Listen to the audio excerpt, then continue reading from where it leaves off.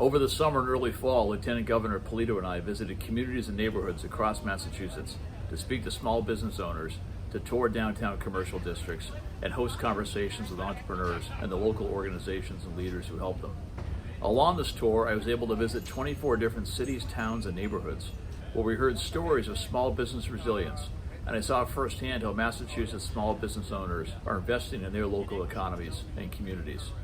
In the end, we toured nearly 90 businesses and were joined at our roundtable discussions by over 70 different community partners and small business advocates. At every single stop, we heard about the need for workforce housing and the difficulty in filling open positions. Some told us about what expanded broadband access would mean for their business. New grant programs, more flexible permitting to allow for outdoor dining, and targeted advertising to drive people to local shops and restaurants were all hailed as big boosts for bringing people back to downtowns and main streets.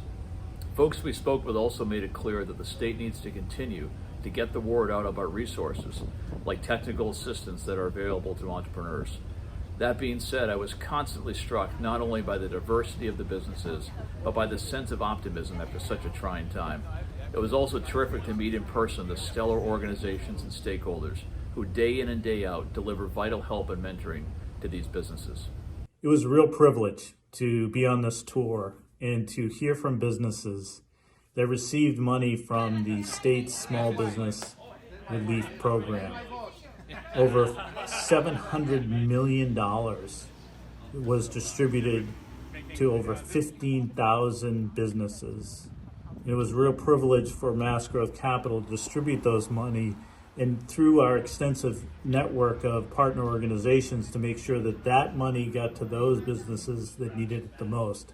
And we heard about how those grant programs really came at the most darkest times of many of these businesses' lives, and how it made a difference and how it kept their doors open and paid their employees, and they were able to tell us about their experiences through this tour. And then we also received valuable feedback of sort of post-recovery.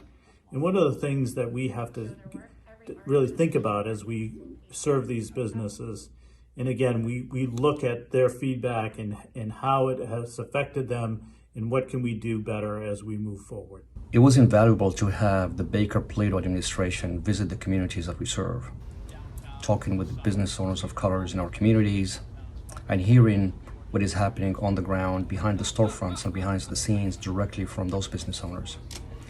Getting through the pandemic was just the first step, and we are grateful to this administration and Mass Growth Capital Corporation for their leadership and the roles that they play. However, much work remains to support our business owners and expand their access to capital, tools, and networks to be successful, and we look forward to this continued partnership. We are so grateful that so many businesses and business owners opened their doors to us these past few months. And it was so great to tour our communities with local leadership and volunteers. We learned so much about what it takes to establish and maintain a true, vibrant downtown, and I was inspired by all of the hardworking, innovative individuals all across the state. We look forward to continuing to collaborate and support our small businesses and our communities as we come out of the pandemic. Going on the tours of the downtowns was very important.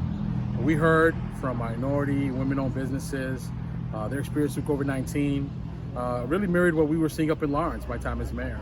And the secretary, talking to these people one-on-one, really gave us the details we really need to help implement the mass development programs, and I think for the secretary, how we really can move the economy forward to help those businesses advance after COVID-19.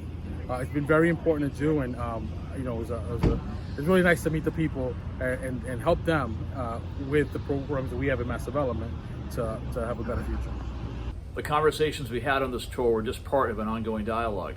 As you all know, the governor proposed to add $2.9 billion in federal ARPA funding toward priorities like housing, workforce training, broadband, and tourism, including $350 million into our proven and successful economic and community development programs, many that were included in our one-stop process, significantly expanding our capacity to support recovery in downtowns across the Commonwealth.